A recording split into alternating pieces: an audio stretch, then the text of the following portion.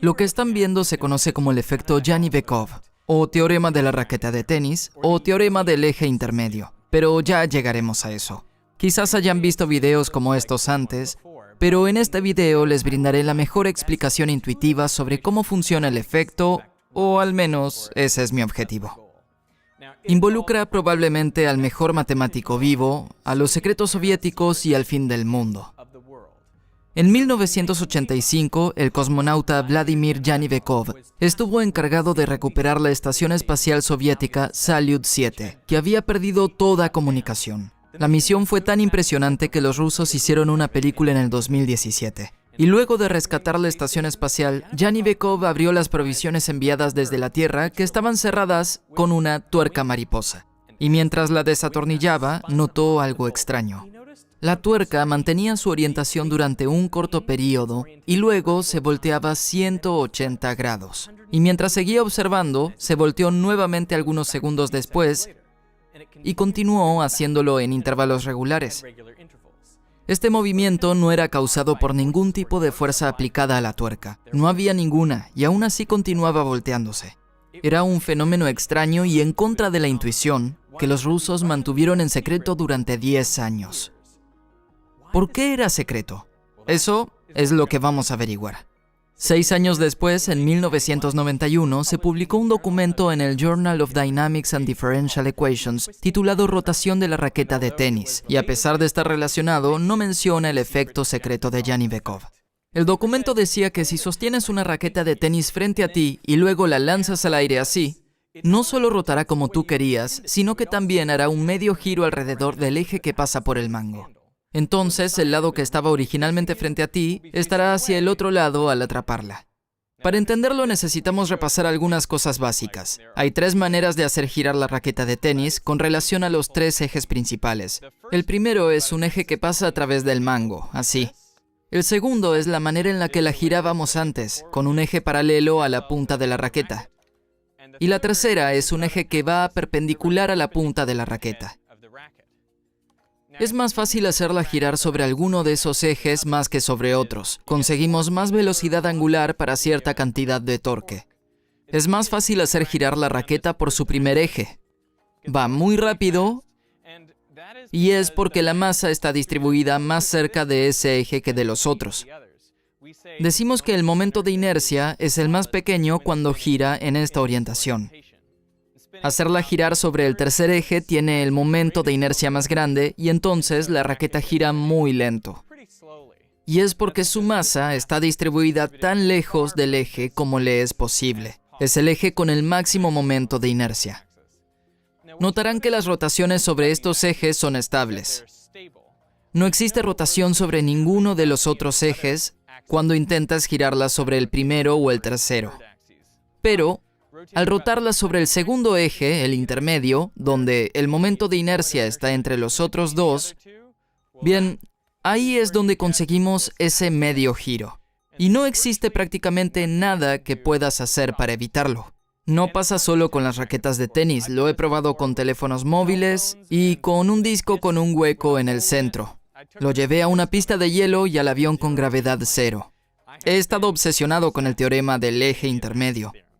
Y para que el efecto del eje intermedio funcione, necesitas un objeto con 3 momentos diferentes de inercia sobre sus 3. Pero eso no sucede con cualquier objeto. Este aro giratorio tiene solo 2 momentos de inercia diferentes cuando la rotación es así. Y luego rota así. Hacer girar cosas no es lo mío. Wow, debería lograr rotaciones como esa. Esa es la que estaba buscando. Cualquier cosa con simetría esférica tiene solo un momento de inercia. Estos objetos no demostrarán el teorema de la raqueta. Para eso necesitas lo que se llama una superficie asimétrica, algo con 3 momentos de inercia diferentes en sus 3 ejes principales. La publicación sobre la raqueta de tenis argumenta que el fenómeno de rotación parecería ser nuevo. No se menciona en los textos generales sobre mecánica clásica u otras fuentes verificadas. Pero en realidad sí aparece, incluso en los libros que citan, Landau y Lifshitz. De hecho, el teorema del eje intermedio se remonta al menos a 150 años atrás, a un libro llamado La nueva teoría de los cuerpos en rotación, de Louis Poinsot. Así que sí, es física antigua, pero en el espacio, este fenómeno parecía ser algo nuevo. En microgravedad, los efectos son mucho más impresionantes que ese medio giro de la raqueta de tenis. Y en las redes sociales, estos videos provocan todo tipo de preguntas alocadas. ¿Es real? ¿Y qué sucede? ¿O cómo funciona? Bien, se han creado muchas simulaciones y animaciones. Pero para entender realmente lo que sucede, la mayoría recurre a las matemáticas, incluyéndome a mí en el pasado. Las matemáticas aquí son un poco complicadas. Y sí, amigos, hay muchos cálculos. Hay una historia sobre un estudiante que le preguntó al famoso físico Richard Feynman si existía una forma intuitiva de entender el teorema del eje intermedio, y la historia dice que él pensó detenidamente durante 10 o 15 segundos y dijo, no. Así que mi objetivo en este video es probar que Feynman estaba equivocado y brindar una explicación intuitiva del teorema del eje intermedio, pero la explicación no es mía. De hecho, proviene de uno de los matemáticos vivos más importantes, Terry Tao. Él ha ganado la medalla de Fields, entre otros premios, y para este video, de hecho, le pedí una entrevista. Pero dijo que no porque estaba muy ocupado resolviendo problemas matemáticos de hace siglos, así que es bastante entendible. Pero está bien, porque tenemos la explicación que publicó en Math Overflow en 2011, y dice así. Imaginen que tenemos un disco delgado, rígido y sin masa, centrado en nuestro sistema coordinado. Luego agregamos algunas masas puntuales pesadas a los bordes opuestos del disco en el eje X. A pesar de que sus masas son puntos, agregaré grandes cubos alrededor para recordarnos la importancia de sus masas. Luego agregamos puntos de masas livianas en bordes opuestos del disco en el eje Y. Este disco tiene 3 momentos de inercia sobre sus 3 ejes principales. La rotación sobre el eje X tiene el momento de inercia más pequeño, ya que solo se mueven masas livianas. La rotación sobre el eje Z tiene el mayor momento de inercia, ya que las 4 masas están girando. Y la rotación sobre el eje Y tiene el momento de inercia intermedio. Al rotar así, las únicas fuerzas en el disco son fuerzas centrípetas que aceleran las grandes masas hacia el centro. Esto las mantiene girando con un movimiento circular uniforme. ¿Y si cambiamos los marcos de referencia, de modo que ahora rotamos con el disco? Bien, aquí vemos aparecer las fuerzas centrífugas. Normalmente no hablo de fuerzas centrífugas porque si analizamos las cosas en marcos de referencia inercial, no tendríamos que lidiar con ellas. Pero si estamos en un marco de referencia en rotación, las fuerzas centrífugas aparecen en el análisis, empujando cualquier masa hacia afuera del eje de rotación. Y esas fuerzas son proporcionales a la distancia del eje, en este caso el eje Y. Entonces, no hay fuerza centrífuga en las masas pequeñas porque están ubicadas justo en el eje Y. Así que la única fuerza centrífuga actúa en las grandes masas hacia afuera y está equilibrada por las fuerzas centrípetas empujando hacia adentro. Esto está bien, pero ¿qué sucede si el disco está inclinado? Entonces ya no rota perfectamente sobre el eje Y. Ahora las pequeñas masas experimentarán una fuerza centrífuga proporcional a su distancia del eje Y. Las fuerzas de tensión dentro del disco se asegurarán de que esas pequeñas masas permanezcan ortogonales a las grandes masas, y ya que éstas aún están girando en las mismas posiciones que tenían antes, con mucha inercia, estas limitan a las pequeñas masas a estar más o menos en el plano YZ. Las pequeñas fuerzas centrífugas en esas pequeñas masas comienzan a acelerarlas. Y entonces esas fuerzas aumentan mientras las masas se mueven aún más y más lejos del eje Y. Y continúan acelerando hasta que se voltean al lado opuesto. Para la primera mitad del giro, las fuerzas centrífugas están acelerando a las pequeñas masas. Pero en la segunda mitad, las fuerzas centrífugas ralentizan a las masas, revirtiendo la aceleración previa. Entonces, básicamente reposan cuando alcanzan el lado opuesto. El patrón se repite indefinidamente con el disco volteándose una y otra vez en intervalos regulares. Y ahí lo tienen. Una explicación intuitiva para el teorema del eje intermedio, o el teorema de la raqueta de tenis, o el efecto Jany-Bekov, como quieran llamarlo. Bien, si todo esto está bien establecido en la física clásica, ¿por qué los soviéticos lo mantuvieron clasificado durante 10 años? Posiblemente fue por lo que hizo Jany-Bekov, después de observar el extraño comportamiento de la tuerca. Le agregó una bola de arcilla o plastilina a la tuerca e intentó hacerla girar. Seguramente encontró que, tal como la tuerca, la bola se volteaba periódicamente. Y eso implicaba que, tal vez, ya que la Tierra es una bola girando en el espacio, esta podría voltearse también. Es decir, sabiendo que los polos magnéticos se han revertido en el pasado, ¿se podría relacionar con esto? En 2012, con las profecías mayas sobre el fin del mundo, el efecto Janivikov se volvía irresistible para los teóricos conspirativos y la gente de los medios. Además, el 13 de mayo de 2012, la página oficial de la Agencia Espacial Federal Rusa, o Roscosmos, publicó un artículo en honor a Janivikov en su cumpleaños número 70.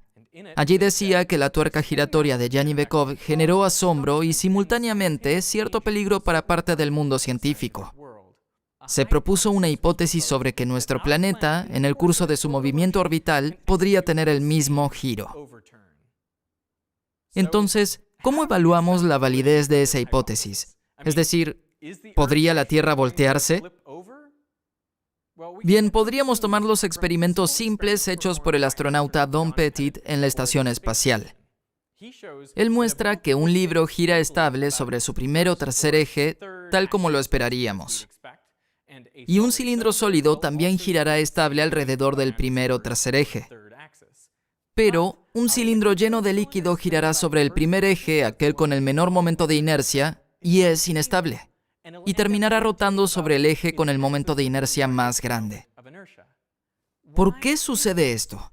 Para un objeto aislado girando en el espacio, probablemente pensarías que su momento angular y su energía cinética serían constantes. Pero eso no es del todo cierto. El momento angular se mantiene constante, pero la energía cinética se puede convertir en otras formas de energía, como calor. En este caso, como el líquido dentro se mueve, la energía puede ser disipada. Y girar alrededor del eje con el menor momento de inercia también significa girar con la mayor energía cinética. Y como la energía cinética se disipa, el cilindro no tiene otra opción que girar sobre el eje que logra la menor energía cinética. Y ese es el que tiene el mayor momento de inercia, o sea, cuando está rotando sobre sí mismo. Para un momento angular dado, rotar con el momento de inercia máximo es el menor estado energético. Ese es el estado al que tienden todos los cuerpos si tienen alguna manera de disipar su energía. Los Estados Unidos lo aprendieron de la peor manera con su primer satélite, el Explorer 1. Se diseñó para girar sobre su eje largo y girar establemente. Pero horas después de lograr su órbita, comenzó a rotar sobre sí mismo. Pero, ¿qué sucedió? Porque parece un cilindro rígido. El problema fueron esas antenas flexibles que le permitieron al satélite disipar la energía mientras se balanceaba de atrás hacia adelante, reduciendo gradualmente la energía cinética del satélite hasta que tuvo que rotar por el eje con el máximo momento de inercia. Bien, la Tierra es así. Tiene maneras de disipar la energía internamente, entonces con el tiempo comenzó a girar sobre el eje con el máximo momento de inercia. Y con muchos objetos astronómicos sucede lo mismo. Marte, por ejemplo, tiene una concentración de masa o una importante anomalía gravitatoria positiva llamada el abultamiento de Tarsis, y no es casual que esté en el ecuador, porque lo coloca tan lejos como es posible del eje de rotación y asegura que Marte esté rotando con su momento de inercia máximo. La mayoría de los asteroides, lejos de rotar sobre un eje al azar, lo hacen sobre el eje con el máximo momento de inercia. Entonces, la Tierra no se volteará. Está rotando sobre su eje con el máximo momento de inercia y eso es estable.